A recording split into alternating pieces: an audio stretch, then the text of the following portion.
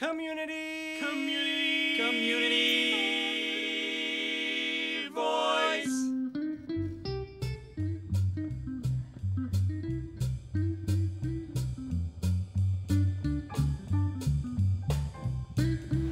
Hi, I'm Katie Roche with the Community Voice, and I'm down here at the Robert A. Lee Recreation Center, downtown Iowa City, for the most recent unveiling of the City of Iowa City's public art installation. This piece by Katz is called Dancing Water. The piece consists of 22 separate 2x7 foot panels that have been tempered to meet architectural safety requirements and will be a permanent installation in the pool area. The artist, Katz from Chandler, Arizona, produces glass sculptures and functional art such as walls, water walls, room dividers, glass doors, and windows in her studio, Meltdown Glass and Art Design. So I'm here with and BJ is the artist of Dancing Waters. Thank you so much for joining us. My pleasure. Thank you for being interested, Katie. So you're visiting here from Chandler, Arizona to see the installation of your piece. Can you talk about the piece a little bit? Yes, I'm a glass artist and I work on a monumental scale with glass. When I competed to do the artwork for the Robert A. Lee Recreation Center, I thought about Iowa and the importance in Iowa of the issue of water, because it's a recreation center, the swimming pool, and then all the other recreational things that we do that involve water. Dedicating this sculpture to the concept of water and its importance in this world and in all of our lives. Wonderful. When I read your description of the piece and you talked about all the different ways that we think about water, I thought about all the Taoist idea of water. You know, one drop of water can through each drip cause a hole to go through a boulder. Water can seep through anything, and you're right, it's the power, the immensity of that power is amazing. And that, I understand that your piece is such a large piece that they had to actually reconsider how to hang it, because it was going to be hung from the ceiling, and they said, we don't know if the building can actually support it. Yes, I'm glad they thought about that before rather than afterwards. Right.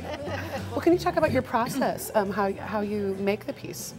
I have a studio which is one of the largest studios in the country, if not the largest, for kiln cast glass.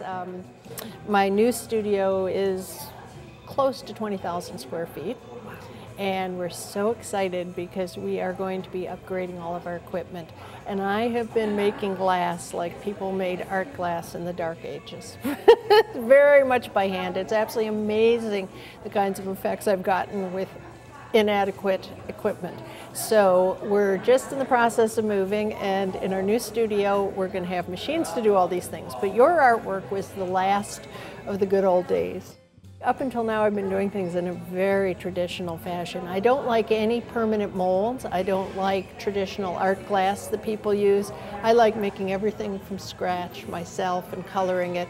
And I've brought together a band of intrepid artists who feel the same way. And you can't really work in glass on any scale without it being a multi-person group activity. You have a team that you work closely with. Yes, yeah.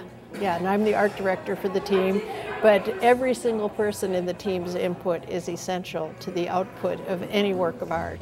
Well, thank you so much for talking to us about the piece. Well, thank you for your interest, Katie, and I hope it serves Iowa City very well for a very long time. So now I'm here with Mayor Regina Bailey, and Regina, when you gave your address here earlier to celebrate the installation of this art piece, you talked about the importance of funding for public art. I wonder if you could talk about that a little bit now. Well, public art doesn't come without funds allocated, and as I indicated, the values of a community are typically reflected in their budget, and I'm proud that Iowa City allocates funds for things like public art. I think it's very important to our community. Now, I think a lot of times people think of the arts as something that, oh, you know, unless you know about it or you're interested in it and you seek it out or you're educated in art, you may not be able to enjoy art. You may not be able to find it. And the thing about public art is it's there. It's out in the open. It's available to everyone. It's accessible regardless of age, regardless of income. There's a piece downtown that's called Ties That Bind. It's a very traditional sculpture. It's a man kneeling to tie a little kid's shoes.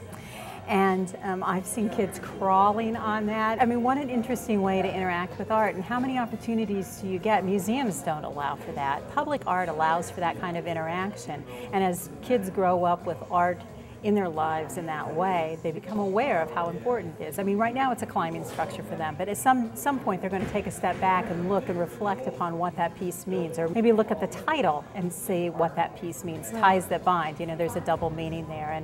And as they get older, think more and more about that, and probably take their kids to see it, you know, when they're adults, to say, I used to climb on this, and this is an important part of our community. So public art helps to foster the love of art and interest in art. I think it does, yes. It's not the stuff that's behind the velvet rope, you know. Right. Yeah. That's what I love about public art. It's accessibility.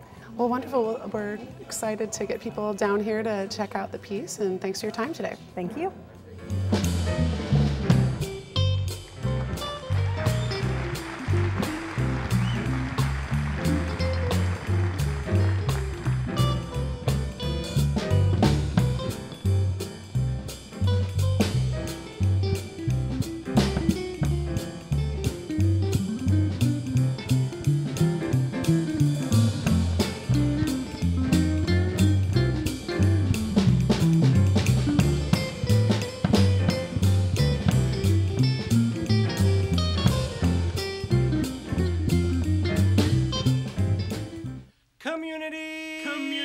Community voice. Are you Brazilian? Put up the bow. Are you Brazilian? Are you Brazilian? Are you Brazilian? Are you Brazilian? Are you Brazilian? Are you Brazilian? Are you Brazilian? The city where nobody sleep. Black and gold and we roll on our